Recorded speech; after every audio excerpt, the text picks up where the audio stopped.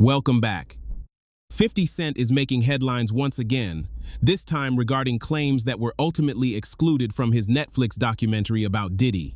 According to 50 Cent, his team was forced to cut several major points because there was simply too much material to fit into a 4-episode limit. One significant omission involved an alleged personal connection between Mano and the ongoing situation, which was left out due to time constraints. Rather than holding this information for a potential second season, 50 Cent has hinted that the unreleased footage may be shared on YouTube instead. Since the documentary aired, 50 Cent claims that even more individuals have come forward with new information. This has led many to question why he is pursuing this matter so aggressively. Comedian T.K. Kirkland recently addressed these questions, dismissing the idea that 50 Cent is merely seeking attention or engaging in petty drama. Kirkland explained that there is a much deeper, more personal motivation behind 50 Cent's approach, one that adds significant weight to the story as it continues to escalate. All the women in the world that Diddy could have gotten with, he chose 50 Cent's baby mother.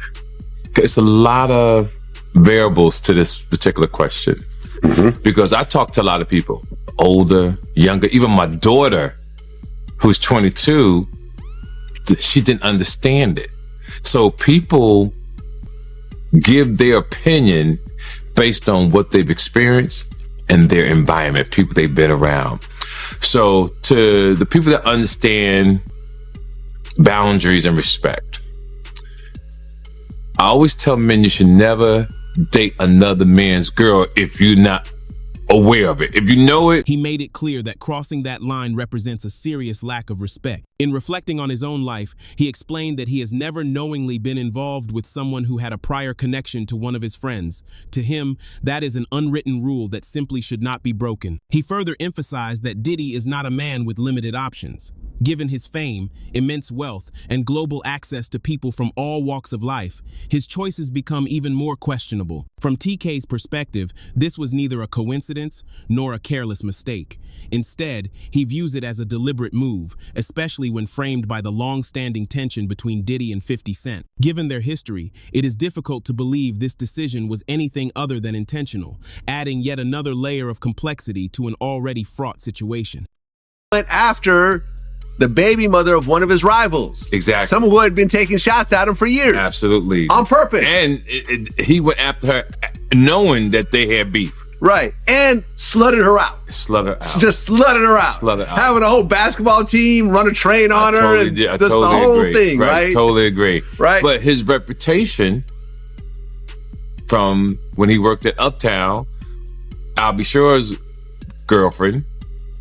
Oh, Kim Porter. Kim Porter. Right. That's his reputation. I'll be sure his baby mother. Baby mama. Yeah.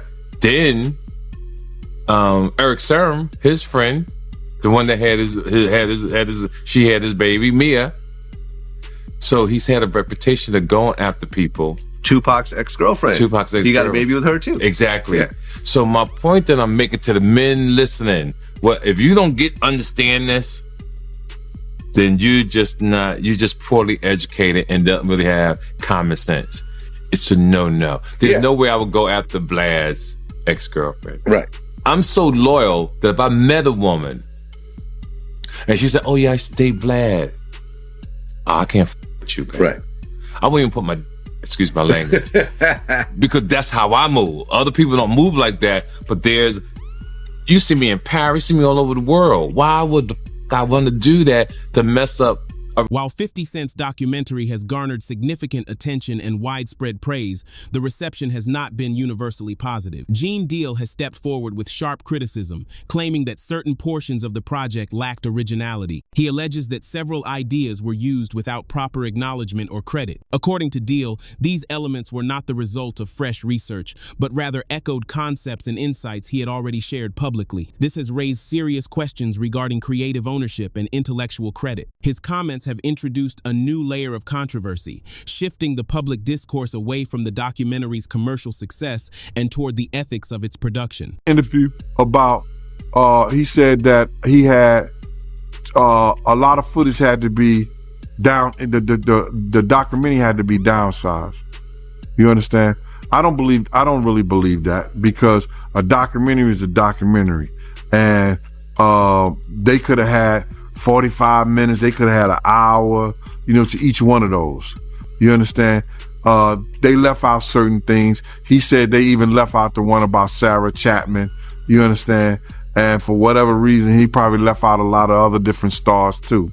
You know, situations that they could have spoke about. You understand?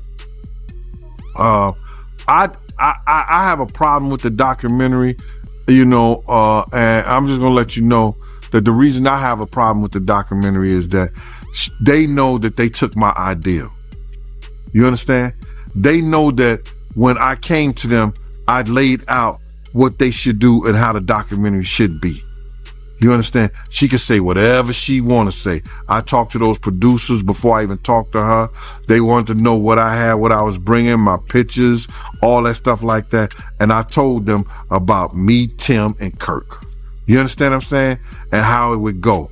They did the same thing. This ain't the first time they stole from me, man.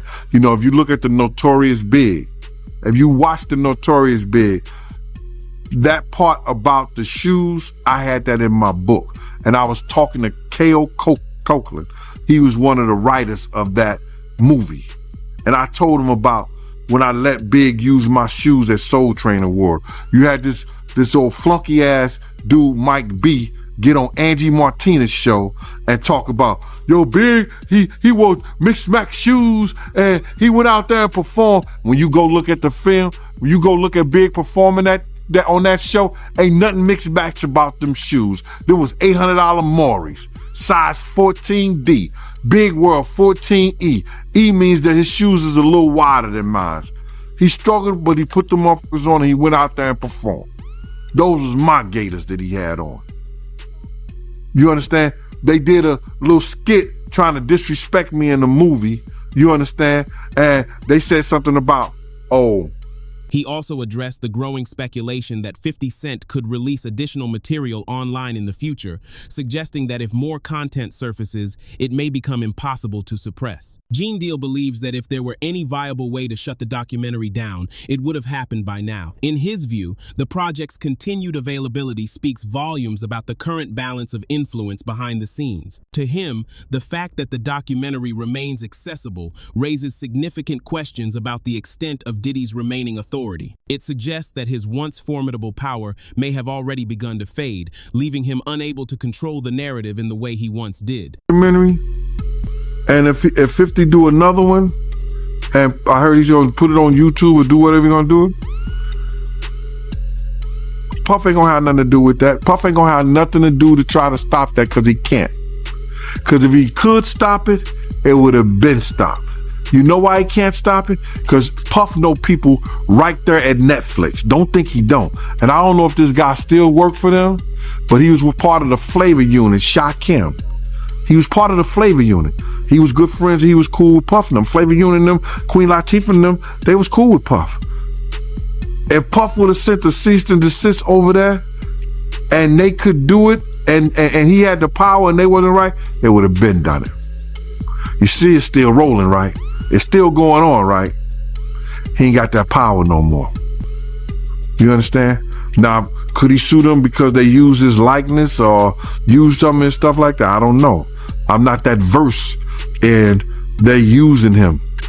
You understand? If they can steal your whole damn idea, your whole damn ideal, why can't they steal your whole damn intellectual property? Gene also spoke about what he described as Diddy's long-standing fixation on Tupac Shakur, suggesting that this was not merely a passing interest, but a preoccupation that influenced many of his decisions over the decades. According to Gene, this mindset fundamentally shaped how Diddy navigated the industry behind the scenes. He noted that this fixation affected Diddy's choices and dictated his approach to both personal and professional situations. Ultimately, Gene views this as a defining factor in Diddy's operations, casting his historical actions in a light that suggests he was constantly measuring himself against, or being driven by, Tupac's enduring legacy.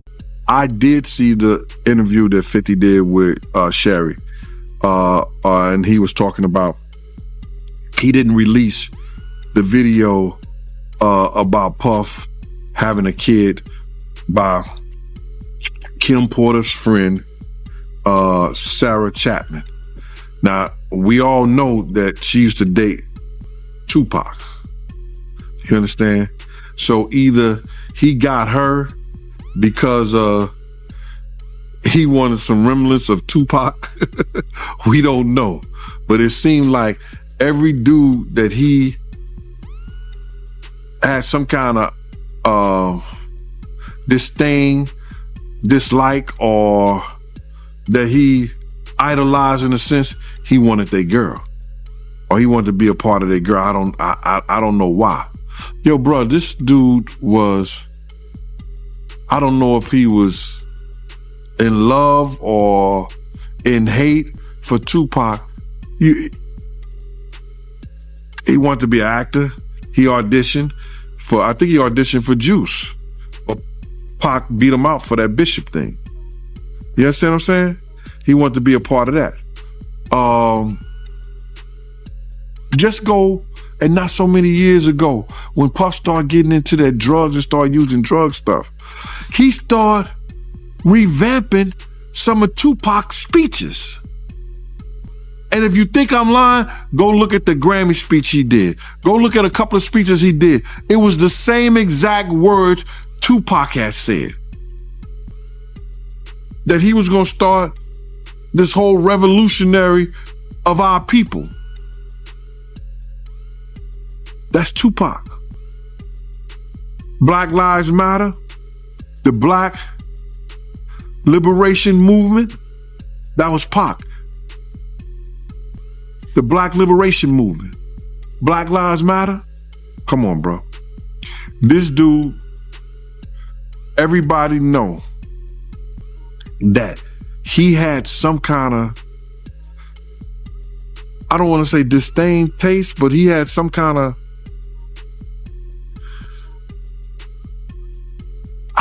I don't, jealousy of Tupac, bro. Despite the documentary's depth, it is not without its gaps. One detail that stood out to many viewers was the minimal attention given to Kim Porter. As Diddy's longtime partner and the mother of his children, her role in his life was undeniably significant. Yet, her story was only briefly mentioned. Porter passed away unexpectedly in 2018 at the age of 47. While the official cause of death was listed as pneumonia, the sudden nature of her passing has continued to spark public debate and linger as a source of unanswered questions. Given her deep, multi-decade connection to Diddy, many viewers felt her absence from the narrative left the documentary feeling incomplete, raising concerns about what other critical elements of the story remain unexplored. You think that Diddy killed Kim Porter? Absolutely. Why? Because of all the videotapes, because of the book, because of all the people she gave copies of her book to, or at least chapters, because of everything that she had on him, because of the tape that she used to blackmail him into a relationship and into a raise of him being sodomized by Andre Harrell. And I am not saying that allegedly, because I heard her and Kim Muir talking about it in the booth of the bathroom while snorting cane. Kim Porter held a front row view of Diddy's world, witnessing everything from his most private relationships to his high-stakes business decisions and the moments that never reached the public eye. Despite this, the documentary barely acknowledged her presence. According to multiple accounts, her story was intentionally avoided, possibly because her involvement was considered too delicate or too controversial to address directly within the current framework. Gene Deal, who knew Kim personally and acted as her protector on several occasions, firmly believes she was aware of far more than the public realizes. In his view, excluding her perspective removed a vital layer of context. By omitting such a central figure, the documentary's narrative feels incomplete, failing to account for a woman who was at the heart of everything happening behind the scenes for years. It was alleged that she did have a book and that her book was about to come out. And she was talking about all the perils, everything that she went through in the music business and with Diddy. All the men that they slept with together, because there were men that they slept with together. There were swinging times that they slept with together.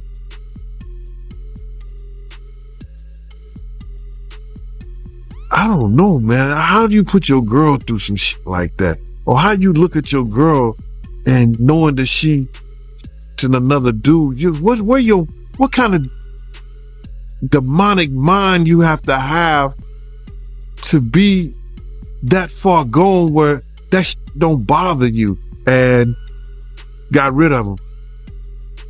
They swimming with the fishes. Wow, man. So she was about to expose all that in her book, them sleeping with men together. She was gonna expose everything. I heard it was tell all. Yeah, that's crazy, man. Just curious, right? Did you know that Diddy and Kim had that type of relationship back then in real time? Yeah.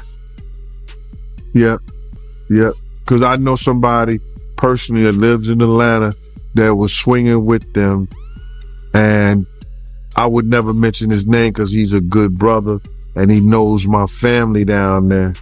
You know, he knows my family down there, and I would never, put his name out there like that.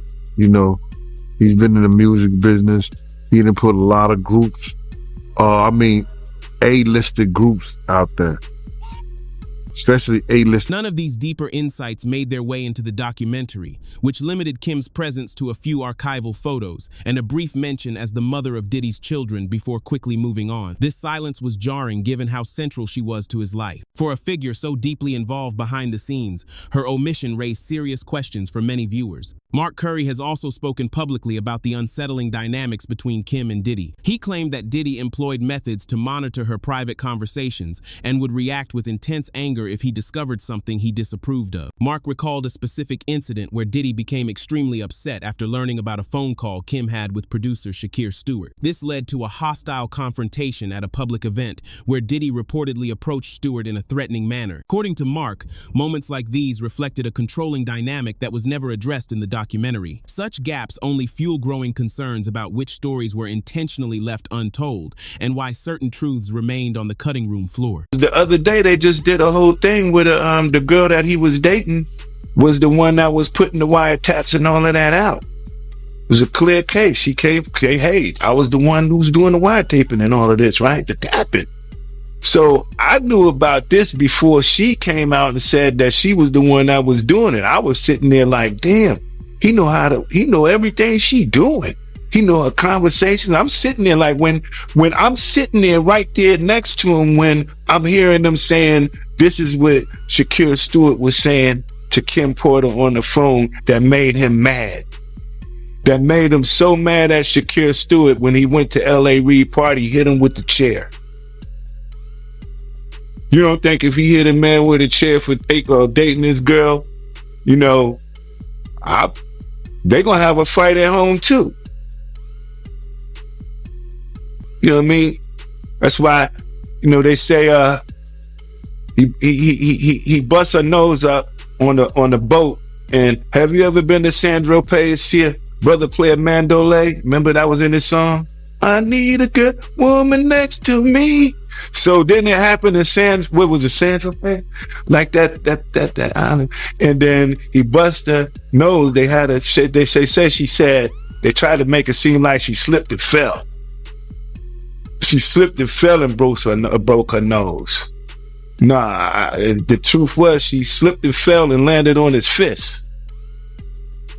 Yeah, but that's what happens when you put your hands on females. I don't really have much respect for a man who's physically abusive towards women, man. I kind of think they be kind of suspect. I'd be like, man, girls fight. This omission appears to be part of a larger, more calculated pattern, especially regarding the documentary's portrayal of Diddy's notorious parties. For years, these events were rumored to attract the most powerful figures across various industries, from Hollywood to high finance. Yet, the film reveals almost none of that world. The documentary features no major names and provides no substantial details regarding his elite guest lists.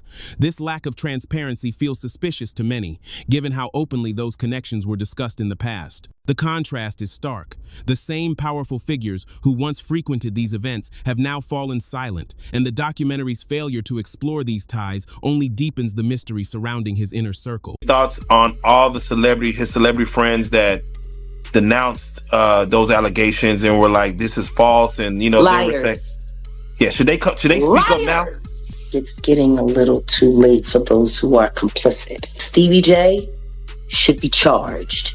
Mary J. Blige should also be charged. Jennifer Lopez should definitely be charged. Jay-Z should be charged. Khaled should be charged. Rick Ross should be charged. Usher should be charged and tried with him. Off of Justin Bieber alone. Jaguar Wright has argued that the public focuses too heavily on the music industry while overlooking the formative experiences that may have shaped Diddy long before he found fame. She suggests that the true story begins within his childhood home. According to Wright, Diddy's early years were spent in an unstable environment. His mother was often occupied with her own life, leading to a revolving door of unfamiliar people frequently coming and going. Wright believes that growing up surrounded by constant, unfamiliar faces can deeply impact a child's psychological development, leaving lasting impressions that persist well into adulthood. In her view, these early childhood experiences played a pivotal role in shaping his character and behavioral patterns long before the influences of the music industry ever entered the picture. Knows what he saw and what happened to him in his own mama house. All of those strangers, them up involved, looking around, seeing what was going on. And let's just be clear, it sounds like her house was a house of, professional freak-offs. So who knows what he saw or what could have happened to him while she was busy entertaining people and pouring and getting tips, as she would say, for her after-hour life. Oh yeah. He was. I'm gonna say he was surprised to hear that. School bus driver. No, was he surprised or was he like, zip it, you talking too much? Because that's what it looked like to me. It looked like you talking a little bit too much. They don't need to know about that. While she was sitting up there, because I was a bus driver and I was this and I worked at the after hours.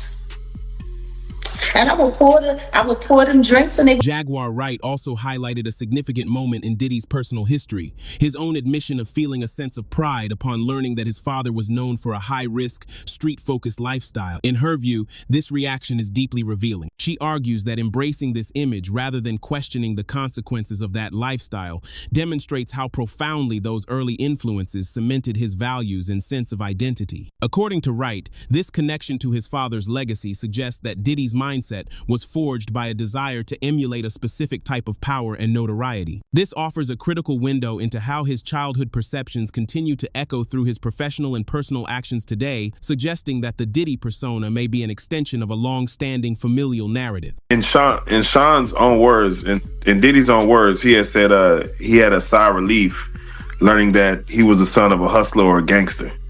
Like he wanted that status. He wanted to say that he was a sigh of relief is a wild thing to say, that your daddy was a gangster or a hustler.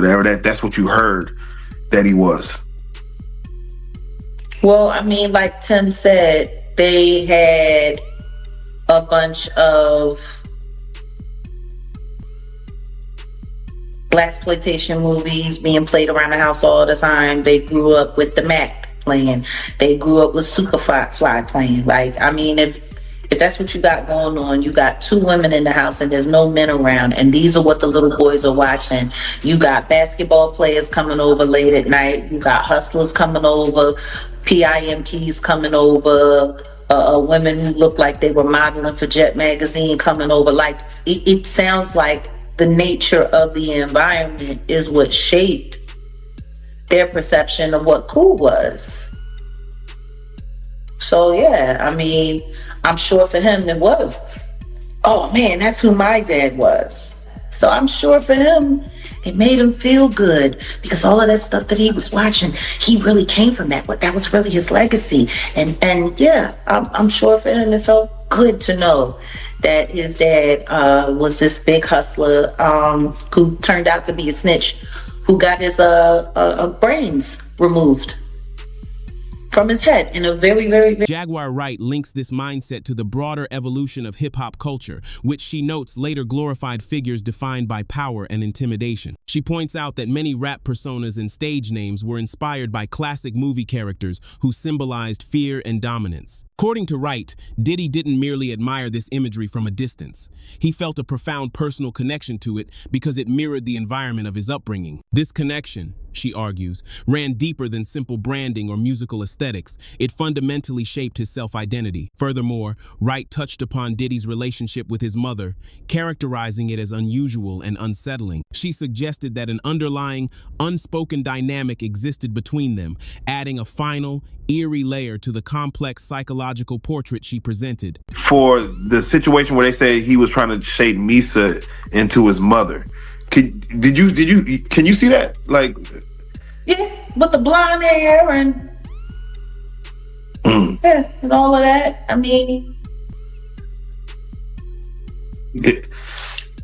somebody really? asked a question: what kind of man puts his hands on his mother? The same kind of man that parties with his mom, the same kind of man who kisses his mom in the mouth, the same kind of man who seems to have accurate knowledge that his elderly mother can put both of her hands, her palms, on the floor and while she's standing up, bent over. Oh damn! I ain't seen that one. Oh. You never seen the Instagram video where he was talking about how his mom is still young and spry and how she still liked the party and how they was getting a IV drip? Oh. Damn. And she was kissing him in the mouth on the video when he was like, yeah, my mom can bend over and touch the floor with her palms. It's a very, very, very weird relationship. Jaguar Wright believes the narrative comes full circle when examining Diddy's relationship with his own children, a dynamic she describes as deeply concerning. She points to claims from multiple sources alleging that the children were present in environments and situations to which they should never have been exposed. For Wright, this raises grave questions regarding personal boundaries and parental responsibility. In her view, the most troubling aspect is not just the environment itself, but the pervasive silence surrounding it. She questions the parental judgment that allowed such exposure and expresses disbelief that so many adults who were aware of these circumstances chose not to intervene or speak out. This lack of accountability, she suggests, is the final piece of a cycle that prioritizes image and power over the well-being of the next generation. You know, it kind of goes into, I mean, he seems to be having, and again, I know the freak offs, that his son is there. Like, it seems like he likes to get down with his kids. Yeah. But that wasn't all. Just to hear Little Rod say, like, the boys were around. Roger Bonds talked about the children as well. What kind of parenting relationship is that? But then again, that goes back to the conversation of Lori Harvey, Steve Harvey's daughter. It was all known that she was spotted in them streets with Justin, and then she was spotted in them streets with Diddy, and they all tried to sit there and pretend like that wasn't what it was. Like, I don't know if anybody has not noticed, but ever since Diddy got pinched, they've all been trying to pretend like all of the stuff that we've seen that happened, that they was all involved in, didn't happen. If Lori Harvey was hanging out, and it's kind of weird, like the whole relationship with Justin looks weird. He looks like Mini-Me with Dr. Evil. It's weird. Like, why are there people? Why is there sexual behavior going on? And why are people naked in front of their kids, G? Doing all kinds of stuff. And meanwhile, Misa's running around making comments about how she don't like the way that Eric Sermon was depicting her in the documentary. You don't like the way you're being talked about in the documentary. You don't like the fact that, because see, it wasn't Gene Deal, because Gene Deal said he wasn't there, and thank God that he was able to admit that. Kirk Burroughs did say that he was there and present when Diddy was beating the brakes off Misa and putting the feet to her. What other claims or revelations might surface if a second wave of footage from 50 Cent is released? As this story continues to develop, many are speculating about what remained on the cutting room floor and how it could reshape the public's understanding of the situation. If 50 Cent follows through on his hints to release additional material via YouTube, we may see more specific details regarding financial and business ties. more granular information on how Diddy's business empire intersected with his personal life and the music industry at large. The Inner Circle. Concrete names or footage of the high-profile figures who frequented his legendary parties, addressing the pattern of silence currently seen in the documentary. Unexplored witness accounts. Further testimonies from individuals like Gene Deal or Mark Curry that may have been too legally sensitive or complex for a Netflix production. The Porter Legacy. A deeper dive into the life of Kim Porter and the circumstances surrounding her passing, which many viewers felt was a glaring omission in the original series. As the balance of power continues to shift and more voices like Jaguar Wright provide historical context, the narrative is moving far beyond the music industry and into a much darker, more complicated discussion about influence and accountability.